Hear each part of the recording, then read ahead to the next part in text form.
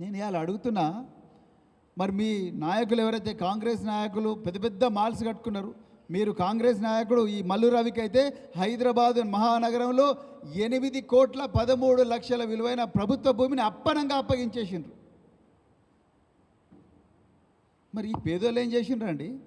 చెరబండ రాజునగర్ అమ్మవారి దేవాలయం పక్కనే ఉంటుంది, భద్రకాళి అమ్మవారి దేవాలయం పక్కనే. చెరబండ రాజునగర్ని కూడా ఇప్పుడు మొత్తం కూడా కూలగొడతామంటున్నారు.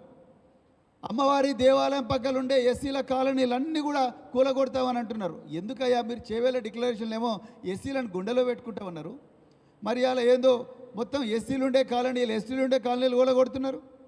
మీ హైడ్రా మరి తిరుపతి రెడ్డి ఇల్లు కూలగొట్టాలిగా దుర్గం చెరువులో. రేవంత్ రెడ్డి గారి సోదరుడైన తిరుపతి రెడ్డి గారు మీరు ఆయన ఇల్లు మన హైడ్రా అధికారులు మీరు తిరుపతి రెడ్డి ఇల్లు కూలగొట్టాలి కదా. ఈ పేదోళ్ళ ఇల్లే కూలగొడుతున్నారు ఏంది? ఎస్సీ ఎస్టీలు, దివ్యాంగులు, మైనారిటీలు, గ్రామీణ ప్రాంతాల్లో తిండి దొరకక పట్టణ ప్రాంతాలకు వలస వచ్చిన పేదలు వాళ్ళ ఇండ్లు కూలగొడతా ఉన్నారు.